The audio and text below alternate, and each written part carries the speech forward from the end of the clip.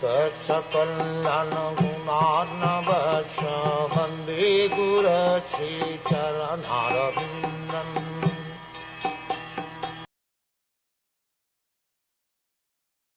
Maharaj Yudhiṣṭhir said, "My uncle, do you remember how you always protected us along with our mother from all sorts of calamities? Your partiality, like the wings of a bird, saved us from poisoning and arson. Due to Pandu's death at an early age, his minor children and widow were the object of special care by all the elderly members of the family, especially Bhishmadev and Mahatma Vidhur. Vidhur was more or less partial to the Pandavas due to their political position. Although Dhritarashtra was equally careful for the minor children of Maharaj Pandu, he was one of the intriguing parties who wanted to wash away the descendants of Pandu and replace them by raising his own sons to become the rulers of the kingdom.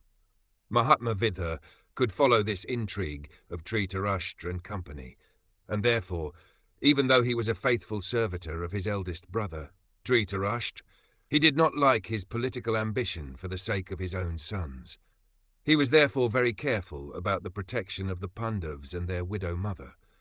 Thus he was, so to speak, partial to the Pandavas, preferring them to the sons of Dhritarashtra, although both of them were equally affectionate in his ordinary eyes. He was equally affectionate to both the camps of nephews in the sense that he always chastised Duryodhana for his intriguing policy against his cousins. He always criticized his elder brother for his policy of encouragement to his sons, and at the same time he was always alert in giving special protection to the Pandavas. All these different activities of Vidhur within the palace politics made him well known as partial to the Pandavas. Maharaj Yudhiṣṭhir has referred to the past history of Vidhur before his going away from home for a prolonged pilgrim's journey. Maharaj Yudhiṣṭhir reminded him that he was equally kind and partial to his grown-up nephews, even after the Battle of Kurukshetra, a great family disaster. Before the Battle of Kurukshetra, Dhritarashtra's policy was peaceful annihilation of his nephews, and therefore he ordered Purochand to build a house at Varanavat, and when the building was finished, Dhritarashtra desired that his brother's family live there for some time.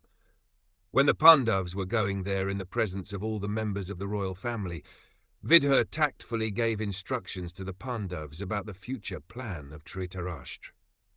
This is specifically described in the Mahabharata. He indirectly hinted, "A weapon not made of steel or any other material element can be more than sharp to kill an enemy, and he who knows this is never killed." That is to say, he hinted that the party of the Pandavas was being sent to Varnavat to be killed, and thus he warned Yudhiṣṭhir to be very careful in their new residential palace. He also gave indications of fire, and said that fire cannot extinguish the soul, but can annihilate the material body. But one who protects the soul can live. Kunti could not follow such indirect conversations between Maharaj Yudhiṣṭhir and Vidhur, and thus, when she inquired from her son about the purport of the conversation, Yudhiṣṭhir replied that from the talks of Vidhur, it was understood that there was a hint of fire in the house where they were proceeding.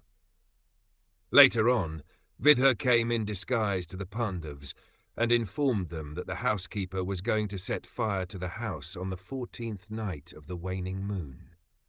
It was an intrigue of Dhritarashtra that the Pandavas might die all together with their mother. And by his warning the Pandavas escaped through a tunnel underneath the earth, so that their escape was also unknown to Dhritarashtra. So much so that after setting the fire, the Kauravas were so certain of the death of the Pandavas that Dhritarashtra performed the last rites of death with great cheerfulness. And during the mourning period, all the members of the palace became overwhelmed with lamentation, but Vidhur did not become so because of his knowledge that the Pandavas were alive somewhere. There are many such instances of calamities, and in each of them Vidhur gave protection to the Pandavas on one hand, and on the other he tried to restrain his brother Dhritarashtra from such intriguing policies. Therefore, he was always partial to the Pandavas, just as a bird protects its eggs by its wing.